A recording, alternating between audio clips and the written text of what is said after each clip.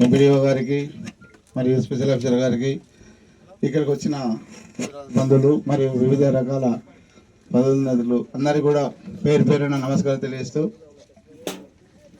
తెలంగాణలో చేపలు ఏ రోజైతే ప్రారంభమైనాయో ఆ రోజు నుంచి అమ్మాపురంలో పోయడం ప్రాణవాయితీగా మేము తీసుకున్నాం.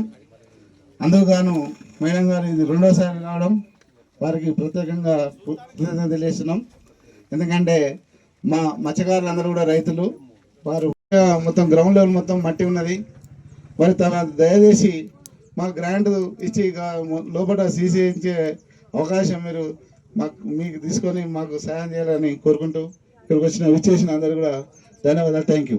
ఇలా పంపిణీ కార్యక్రమానికి వచ్చిన ప్రతి ఒక్కరికి, ఇక్కడున్న అఫీషియల్స్కి, అట్లనే మన TPCC vice president Jhansi Reddy గారికి, ముందున్న ప్రతి ఒక్కరికి, ప్రింట్ అండ్ ఎలక్ట్రానిక్ మీడియా సోదరులకు కూడా పేరు పేరున నా నమస్కారాలు.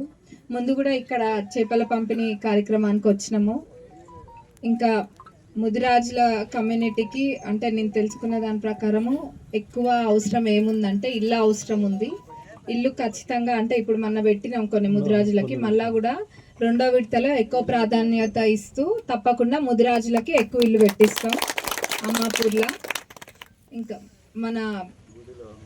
మన శ్రీహరి అన్న కూడా మన ముదిరాజ్ కమ్యూనిటీ నుంచే కదా, అంటే కాంగ్రెస్ ప్రభుత్వంలో ముదిరాజులకి పెద్దపీట వేసినట్టేనా, ముదిరాజులకు పెద్దపీట వేసి అంత మంచి మంత్రి పదవి ఇచ్చిండ్రు శ్రీహరి అన్నకి.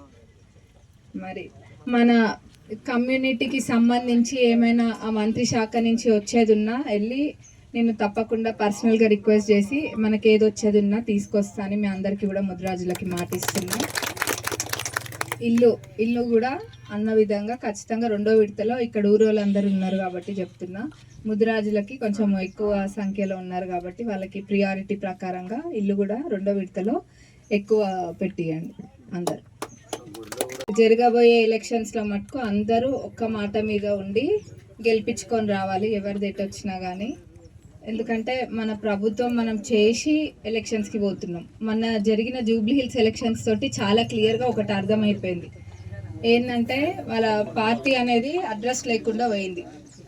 బీఆర్ఎస్ పార్టీ అనేది ఎక్కడ కూడా అడ్రస్ లేకుండా పోయింది జూబ్లీ హిల్స్ ఎలక్షన్స్లో. అంటే 2 ఏళ్ల కాంగ్రెస్ ప్రభుత్వ పాలన చూసినాక ప్రజలు అక్కడ తీర్పునిచ్చిండ్రు, అది కూడా కాంగ్రెస్ జెండానే ఎగురుతుంది, అందులో ఎటువంటి అనుమానం లేదు.